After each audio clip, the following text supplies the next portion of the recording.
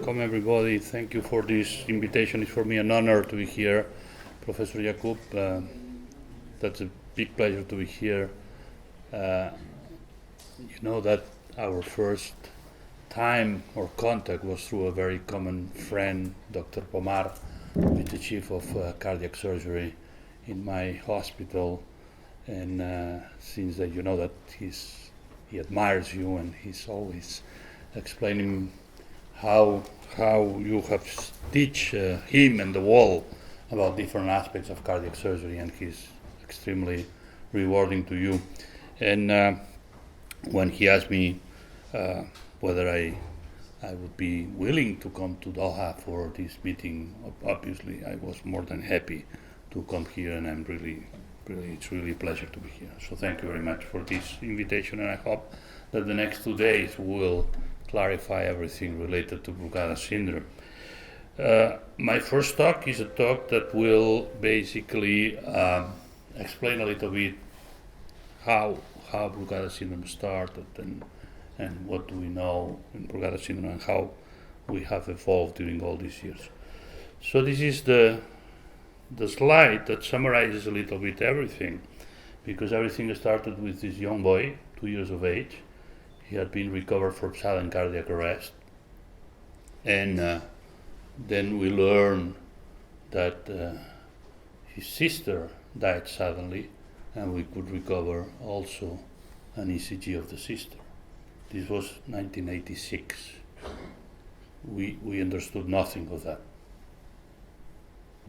The sister died. The brother was still alive after recovery from sudden cardiac death. They both had very strange ECG. This boy had also 6 sinus syndrome. He was implanted at the time with a pacemaker, and he was giving amiodarone, and we didn't understand too much what to do and how to do it. This was 86, remember, 86, and ICD in children was even not thinkable because the size of the ICD was not possible to imagine. So, but then we will go back to this. But very interestingly, this first clinical consultation led from 86 to 92 to the publication of the paper, because other patients arrived during the meantime, and then we realized that the 2 first patients were similar to other 2 that we had in adults in the next years, and then 4 other patients. So finally in 1991 we present that in a World Congress in Washington, and then in 1992 the paper was published after a long period of training through different journals of the world that they were saying, what is that, this is not important, this is not important, what is that, what is that, what is that. And at the end it was published in JACC in 1992, because Arthur Moss, that was the editor of JACC at the time, accepted the paper. Now, in 1996 something very special occurred, is that we could, between 96 and 98, we could, through the analysis of several families, and one special family that I will also show you later, we could understand that this was a family affair, and that this was genetically driven, and that we could analyze the first mutation in the sodium channel responsible for the disease.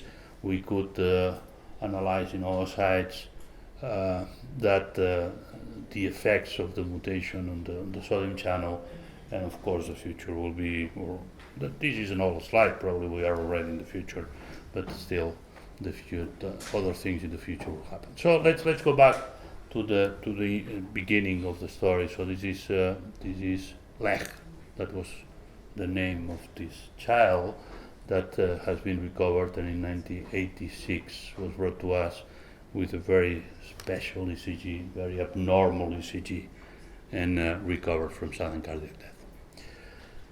In 1990, we could put together, as I was telling you, 4 other patients, all of them with this very peculiar aspect of the electrocardiogram, absolutely abnormal.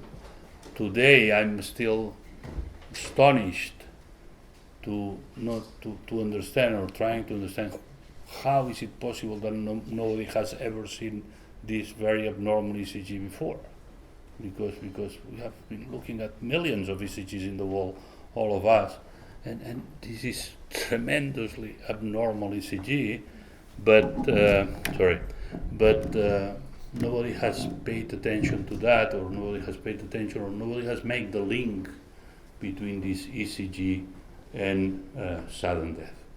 And you see that there is this prolonged PR interval. There is this right bundle branch block. In this case, you see an S wave in 1 and in V6. So there is no doubt an R prime in V1, and this tremendous ST segment elevation, what we call now the GOV type or type 1 ECG. So, as I was telling you, the story started with the identification of this first child in '86. We present 4 patients in 1991 in Washington, and then the article came in 1992 with in JACC with these 8 patients. This is the original article. As I was telling you, it took a long time before this article was accepted, because many editors in other journals were simply saying that what the hell are you telling us? I mean, what's that? I mean, these are simply rare ECGs, but this is nothing to do with sudden death, etc. Very interesting, in these 8 patients who already said a lot of things, and each time, so sometimes I reread the original article, and we put almost everything that later on it was confirmed, but we said a lot of lies in the title, because we say right bundle branch block, not always, sometimes yes, sometimes no. Persistent ST segment elevation, definitely not.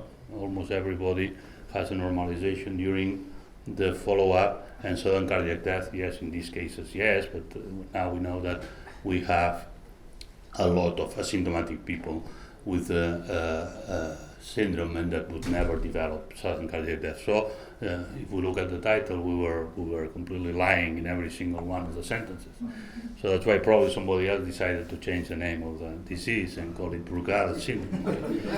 So this is the first time that it was called Brugada syndrome. This was in 1996, and was Miyazaki in this article published in JACC also, that says autonomic and antiarrhythmic drug modulation of the segment elevation in patients with Brugada syndrome.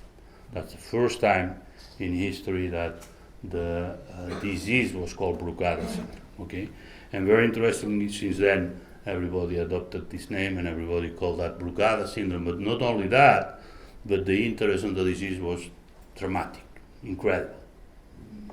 We could not ever imagine what happened in the subsequent years. This is the number of articles published per year that have in the title Brugada syndrome. We are 20 years later, and we are still publishing, or the people, the community is still publishing 250 articles every year in peer-reviewed journals that in the title use the word Brugada syndrome. Incredible, the interest on the disease.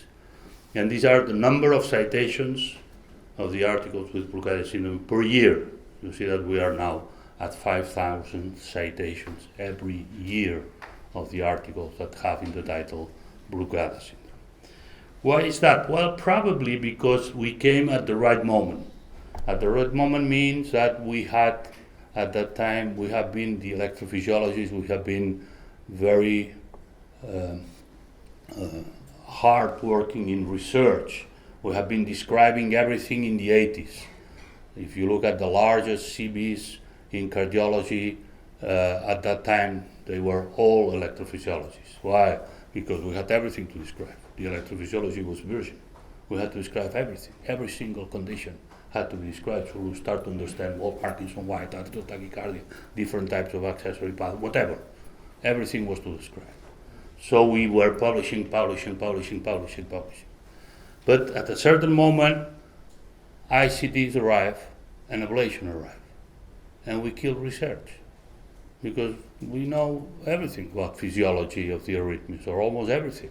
The only thing it was still not known was atrial fibrillation. We used the second wave later on, 10 years later. But at that time, atrial fibrillation we were not interested. this creates strokes. We are not interested in that.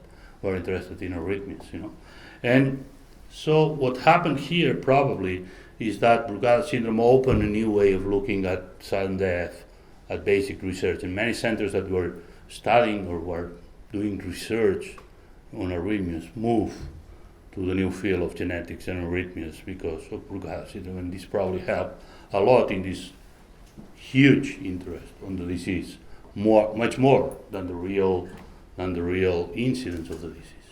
So this is a little bit what has been published by us, by the Brugadas in Brugada syndrome. So that's the initial description in 1992, clinical description also 97, sudden death, genetics, that's the first genetics that was published in Nature in 1998, temperature dependence, the Ashmolean test, the use of electrophysiology testing, how ICDs help in the treatment, what is the risk for asymptomatics, long-term follow-up, similar of SETS and Brugada, similarities of SETS and Brugada, diagnostic criteria. This was the first joint document, mutations, risk stratification, ECG changes, second consensus document on how to manage the patients, and more mutations. So this is a little bit what we have been done over the last years, and we have to realize that when we are dealing with Brugada, we are talking about an ECG basically. So we have to make clear what do we mean by Brugada and when to make the diagnosis. And this is probably, this slide I'm showing here is one of the biggest mistakes we ever done, and was to classify Brugada in type 1, type 2, type 3, because we were not clear enough saying these are non-diagnostic electrocardiograms. And the people is still diagnosing a Brugada type 3. Brugada type 3 does not exist. This is not a Brugada, this is just a suspicious electrocardiogram, or it's just an alveolar polarization electrocardiogram. So probably we have to make sure, and we try to say it once and another, this is the only diagnostic electrocardiogram. You cannot make the diagnosis of Brugada, you should not put the word Brugada in your mouth in front of a patient if he does not have a type 1. Because if you say you have a type 3 Brugada syndrome, the patient will go immediately to the internet, will type Brugada syndrome, and he will think he's going to die in the next 5 minutes. Okay? So please do not use the word Brugada syndrome unless you have a type 1 ECG, because if not, then the final result of all that is that this guy will contact me. Okay? This guy will contact me, or Pedro, or Ramon, and will ask, I'm going to die, what shall I do? Okay? So be sure that you make the right diagnosis to the patients only when they have a type 1 ECG. Now, why Brugada is interesting? Well, because they die. You see here a patient, and this was a taxi driver, not this one, but this was a taxi driver from Uruguay, from Montevideo. And this patient had a syncope and had a car accident. And then he was brought to the Hospital Español in Montevideo, where a very good friend of mine is working. And then this guy was on the emergency department, and while they were taking this electrocardiogram, bang, the guy did, again, another polymorphic ventricular tachycardia syncopal that required resuscitation. And you see here the very clear type 1 ECG in leads V1 and V2. We understood also that the ECG was not persistent ST segment elevation, but that you have these variations in the ST segment elevation that you could modulate it by using different drugs, Ashmolean or isoproterenol. This is a patient that went to our hospital with a syncope. It was suspicion on the ECG. We did Ashmolean, and you see how nice the ECG changes and has a Brugada type 1 pattern that is normalized after isoproterenol. This is his brother that had an almost normal electrocardiogram and positive with Ashmolean that also again normalized. So this came to complicate a little bit more the story, because the ECG is changing, so it can be modulated, it can be positive or not depending on the moment and on the condition, so this creates some difficulties again in making the diagnosis. This is the most important family we ever studied. This is an Italian family, and this is the first family we ever discover a mutation in the sodium channel. This family came to Barcelona because this guy died suddenly. his twin brother was alive and all the rest of the family, but they have had a complete checkup for sports practice, both brothers. So we had all the information, and we could see that in fact, and this was in 1995, nobody have perceived that this patient had a classical Brugada ECG pattern on the ECG. So we could analyze the rest of the family, and we find now 9 patients with a spontaneous or drug-induced type 1 ECG. So we did the genetic analysis, and we could discover the first mutation. That was a mutation in the sodium channel, and this mutation was showing that it was having a loss of function in the sodium channel, and this was published in 1998 in the Nature. This is an old slide, but it shows a little bit the situation. We are discovering mutations in the sodium channel in our series in around 30% of the patients. So we are still missing 70%, and now we start understanding that the majority of genetically positive patients have mutations in the sodium channel, but also there are some mutations in potassium or in calcium channels that help us understand a little bit more the why the disease is there. So we are also understanding some features like this guy here, which has a long PR interval and a clear Brugada pattern, and this guy had, when we analyzed him genetically, he had 2 mutations. And he has inherited 1 mutation from his father, 1 mutation from his mother. And he has 2 daughters, and each one of the daughters has inherited 1 of the mutations. So you see that when you combine both mutations, you have a long PR and Brugada. When you have 1 mutation, there is nothing. When you have the other mutation, you have a long PR. So we start also understanding more and more the combination, and probably genetics is not as simple as we thought, or as we have been explaining so far. It's good to try to explain it very simple and to try to understand the features, but it's also true that the reality is much more complex than a simple mutation giving a simple disease. We know that the disease can be very, very harmful. We know that the disease can kill people, and this is again an example of a patient with a Brugada and that had different episodes of ventricular fibrillation that were all of them terminated by the ICD. All of these were initiated by the same premature bit, and at least looking at the morphology on the single channel ICD. We also know, and we have learned, that males have a much worse prognosis than females with Brugada syndrome, and this is analysis we did in our patients, and we saw that we had 9% events in an overall population of 384 patients. The majority were male, and the number of events in males were almost 12%, while in females it was only 3%. Very interestingly, some studies have shown that, and these are 2 patients from Japan, that patients that had a Brugada ECG pattern and that they receive a castration because of a prostatic cancer, and after castration the ECG normalized in both patients. We are trying to set up a randomized trial, but we are lacking the control group. You know. Let me show that, because this is a real email that I received. It says, I'm a 20-year-old male. I was a very healthy individual. I was on my duty about 10 p.m. I was talking on the phone when suddenly I lost my consciousness and hit the ground. Luckily, I was seen by my co-resident. He immediately hooked me to a cardiac monitor. When I got my consciousness, I could not remember what happened. Could you confirm, please, the diagnosis and tell me the steps I need to follow to protect my family? Okay. So first lesson, never be on duty alone, okay?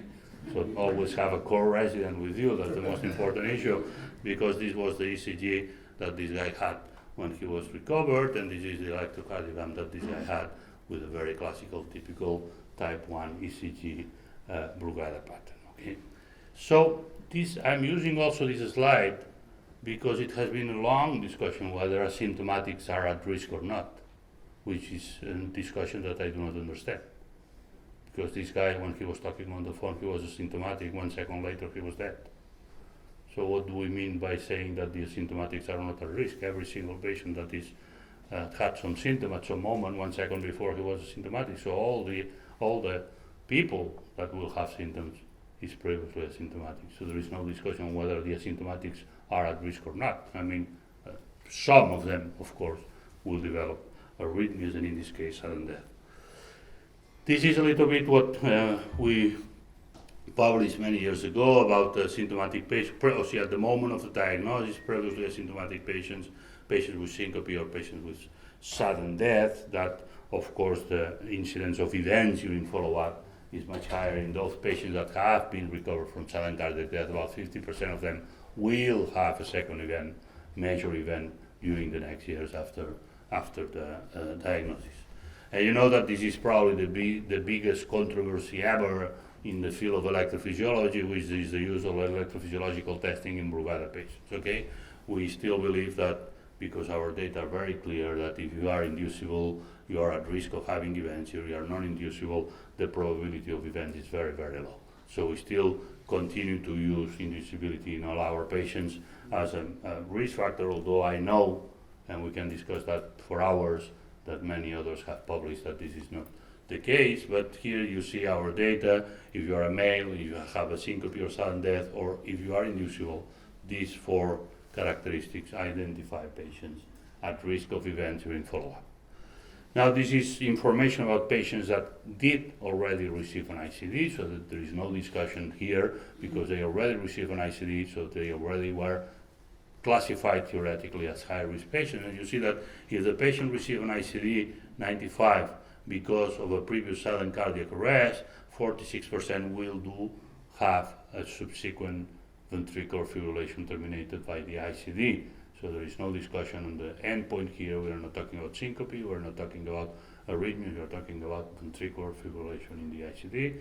And you see that's about 50%. So there is no doubt everybody will accept that it is a super high risk population that need to be covered. It's a mean age of 40 years, people that has nothing else than the electrical disease.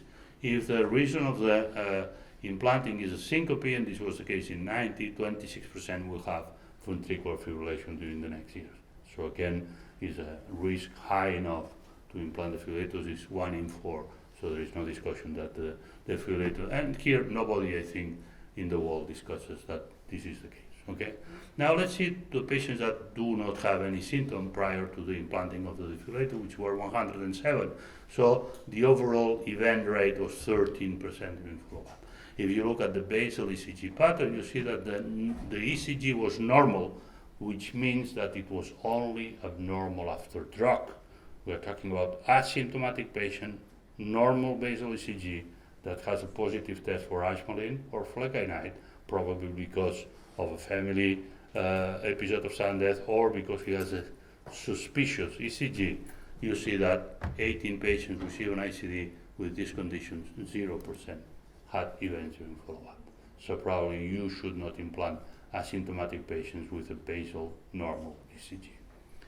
So we are left now with 89 patients, and you see that we have now the overall percentage is 16% that will have events, and now we move to inducibility.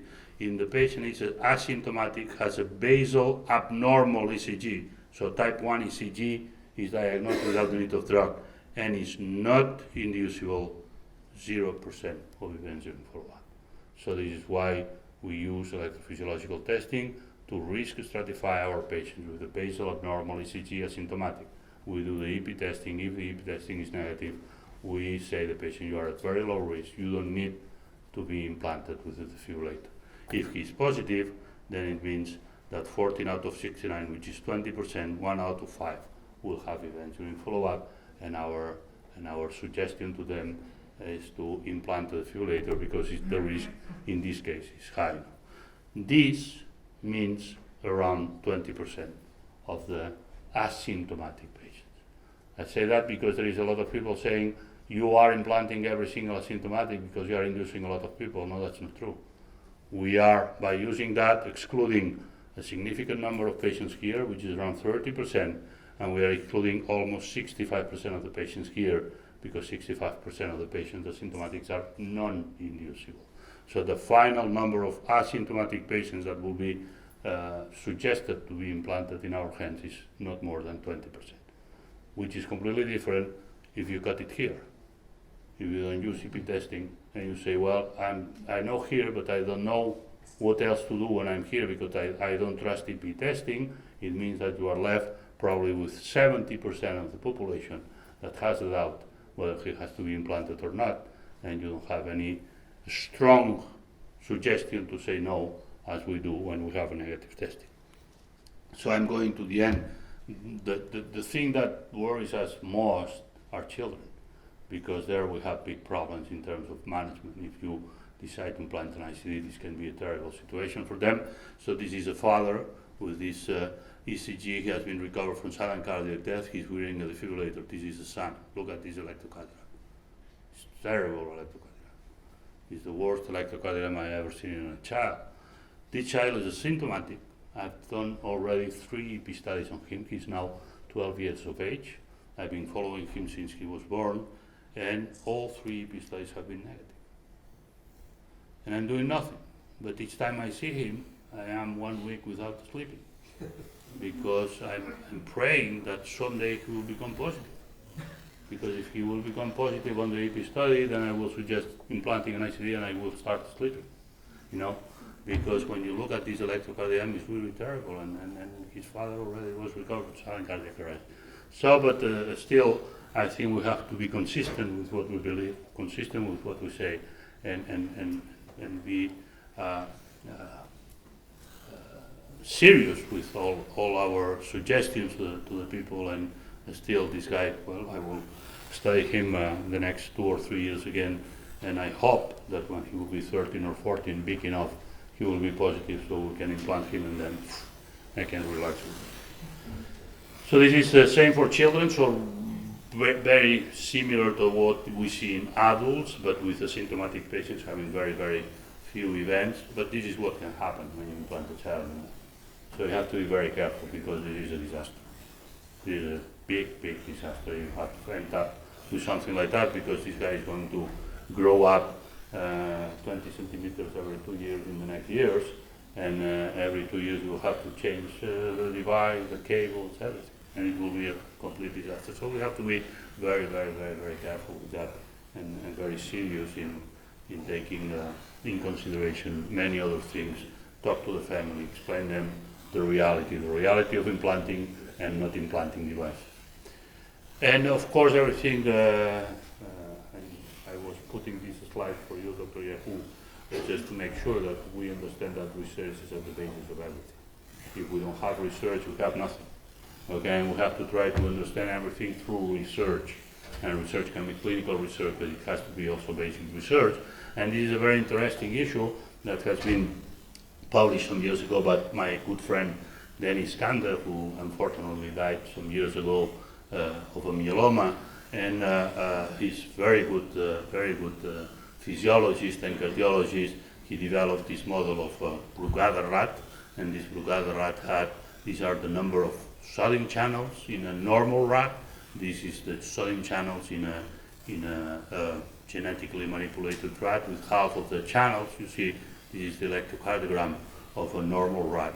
This is the electrocardiogram of a rat with this mutation. You see that it has a large QRS complex, probably more right bundle branch block, and this ST segment elevation that might simulate the Brugada pattern. So, and this has been used to study different aspects of the disease.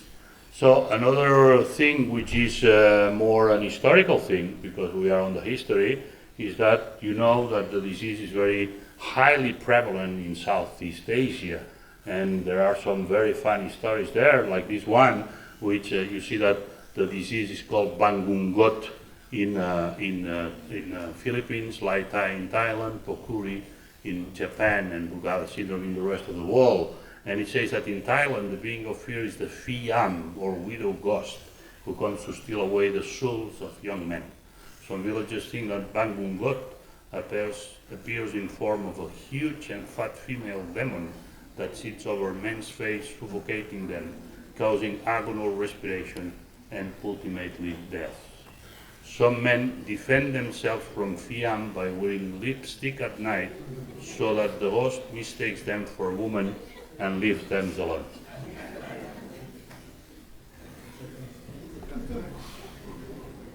This is history. This is popular history. If this is what they do, and I've seen that in the villages, in some village in Thailand, the men wear lipstick at night, and this is true. This is not a joke. And if they do that, it's because the history shows, and the clever, popular history says that this must be there for centuries, and that the villages have learned and have tried to go through this sudden death at night of young men, which fits perfectly with what Brugada syndrome produces. And this is my last slide. You see here you have families. You have families of singers, of actors, of killers, and researchers. And you can decide which one is what. You can decide whether this one are theater, and this one are killers, or this one are whatever. So these are the three Brugada brothers, myself, Pedro, and Ramon in the garden of our family in Banyoles in Spain. Thank you.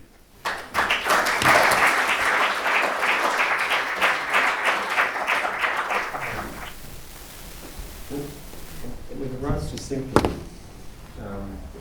do you approach all syncope episodes the same, or syncope in a young man, a 20-year-old that's sudden and sounds arrhythmic, versus syncope in a 60-year-old that sounds vasovagal, perhaps? Is all syncope the same?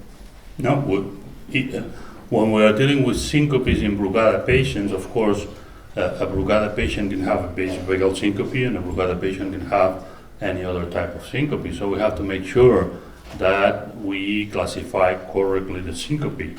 And in the fact that the patient would have a Brugada type 1 ECG, for instance, of course, will make you very cautious in thinking that the syncope can be related to Brugada, but the Brugada can have a Parkinson White, or can have a vasovagal syncope, or can have a heart infarct. So there is no doubt about it. So we try to work out the syncope as in any other condition. Let me go in both ways. So you have the patient with a type 1 ECG and has a syncope. The workout will be to link the syncope to the Brugada condition and to exclude any other cause of syncope, because then the consequences in terms of management will be, if you finally decide that the syncope is related to Brugada, you have to suggest an ICD, that's for sure, because you are in this mid to high risk group. But let me go the other way around, the patient that has a syncope and does not have the Brugada. So Brugada should be in the differential diagnosis of a syncope if the syncope looks cardiogenic in origin. So you have a syncope, and this syncope looks cardiogenic, but you don't have any condition suggesting a cardiac disease, you should think very carefully whether you should do an Eichmann or a Fleckenstein test in this patient to make sure that you exclude a Brugada ECG as the cause of a syncope. So you have to go both sides. So if the syncope doesn't sound absolutely cardiogenic, do you see a role for EP study in that syncope? Absolutely, as in any other syncope. If the syncope does not look cardiogenic to me or related to the Brugada condition, I would work out the syncope as any other syncope. I will do everything I need. Even I will implant a reveal if needed, or a loop recorder, whatever, just to make sure that I understand it before. If I am convinced that the syncope is cardiogenic and related to Brugada, then I will implant an ICD. Mike, thank you for a very nice Thank presentation. Really, it's nothing nicer than hearing it from the horse's mouth. But anyway, the symptomatic and symptomatic syncope, no syncope, is there an overlap in all this categorization, or is it really as sharp as this? This is my first part. Second part is exercise testing has got any benefit in Brugada syndrome? Thank you so much. Okay, I will start with the last one. No, Brugada exercise testing does not. We don't think it has any role. Why? Because in fact, when you want to normalize Brugada ECG, you give isoproterenol or you exercise the guy. In fact, we have a big discussion with some societies around the world which tend to be very conservative and say a Brugada patient cannot exercise, and we say yes, he can. And then they say no, he cannot. You say why not? We've never seen a Brugada patient dying suddenly during the sport. This is related to athletes. Right. So, but it's true that you can argue there, and there are two arguments. One argument is that, of course, and I haven't shown that, but the temperature dependency of the Brugada ECG pattern and symptoms. We know that the higher the temperature with fever, etc., there is a very, very high risk factor for events. So we have to be very careful with fever and Brugada. So the people arguing that the people should not sport is because they say that the body temperature will rise because of the sport, which is probably true within certain limits. Second, because at the end of the sport or in the recovery phase, you have a vagal reaction, and this vagal reaction could be at the same time producing some increase in the ECG pattern and symptoms, which might be true also theoretically, but we have not seen it in practice. So we are not stopping from sporting the people with the Brugada pattern. Of course, we ask them not to do sports that might harm them if they have a syncope. Okay, so can I do, I don't know, subaquatic, I don't know what? We say no. Can I jump from a plane? You better don't, okay? But let's say regular sporting, we are not stopping that. In terms of how sharp are the definitions, well, as sharp as it can be, because we have been discussing what is a syncope. You know, we still have a lot of doubts in many syncopes of unknown origin that we don't know, and you talk to the guy and then you try to understand whether it was some symptoms before or not, whether this is a recurrent syncope in different situations, and you try to understand, but still it's very difficult, and many times we end up with a loop recorder because you don't know, and then when you look, of course, it was a vasovagal syncope, you can see it, but you know, it has to be as sharp as it can, but with all the question marks that the conditions produce.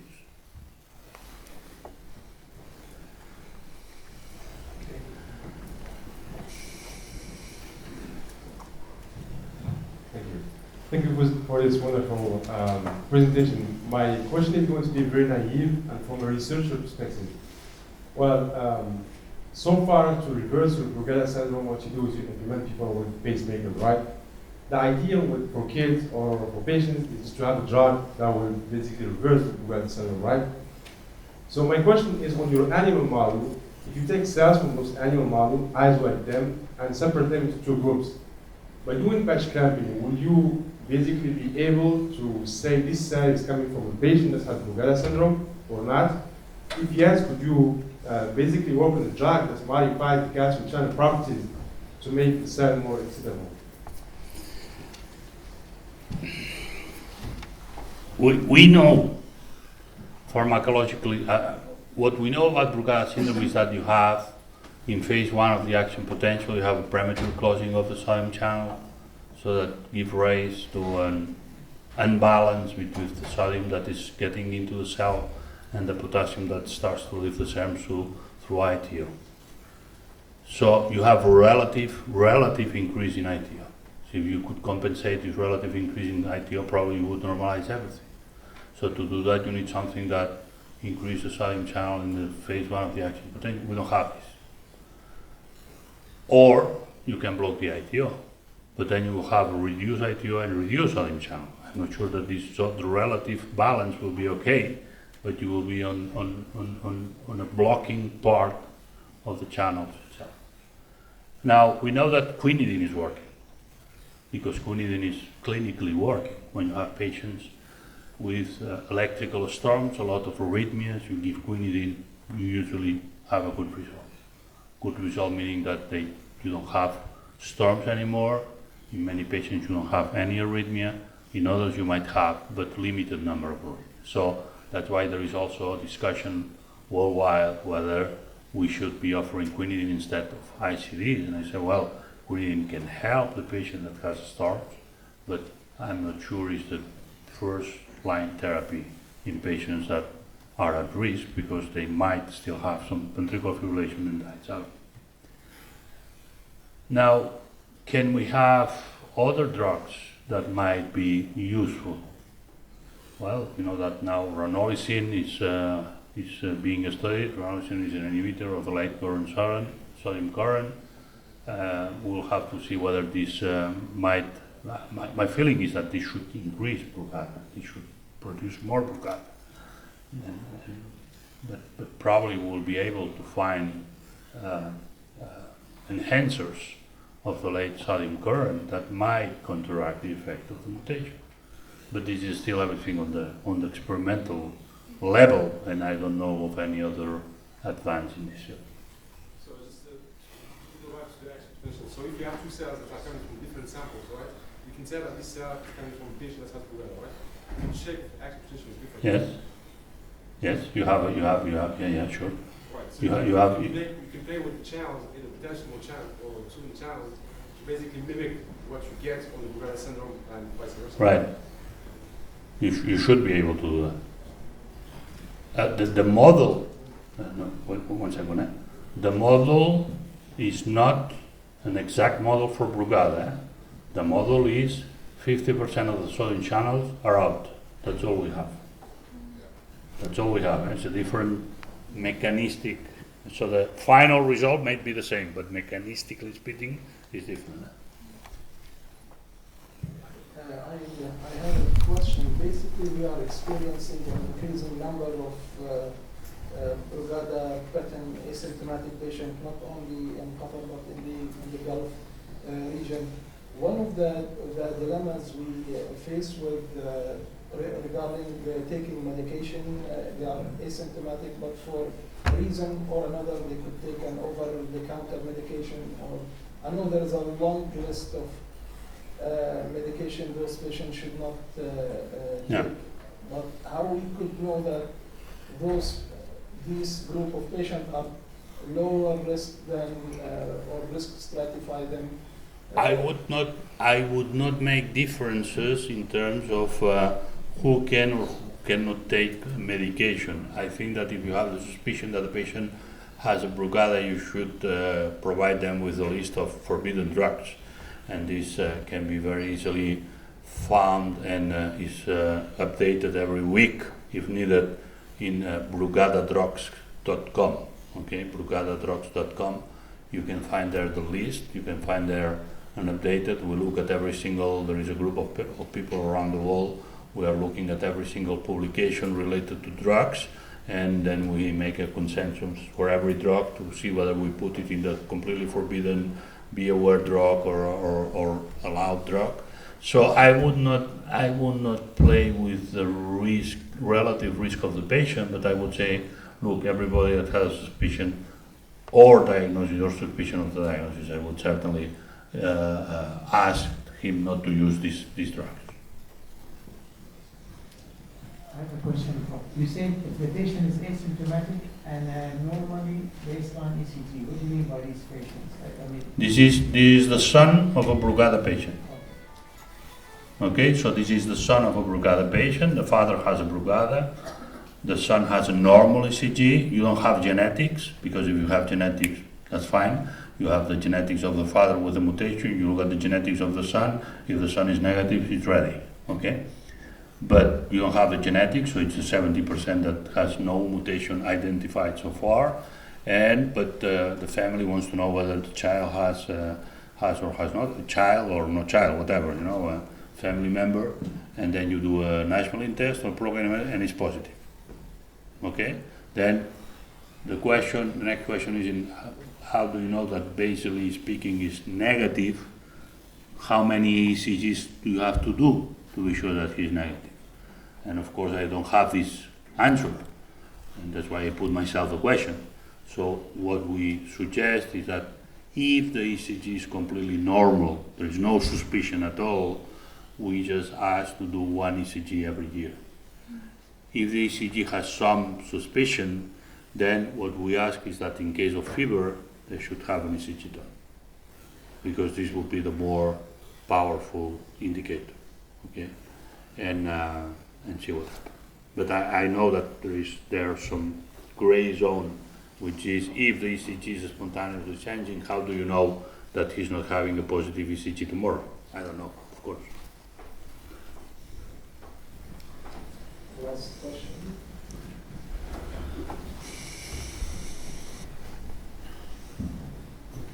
Thank you, sir. For survivors of sudden cardiac death, which is unexplained, is it justified to subject such patients to marine testing? I cannot hear you very well. For survivors of sudden cardiac death, Yes. which is unexplained, is it justified to expose such patients for marine testing? So survivors of sudden cardiac death Yes. that have not been diagnosed as Brugada, Yes. okay? So the question is whether we should. A clear reason for that. We don't have clear cause of this sudden cardiac death.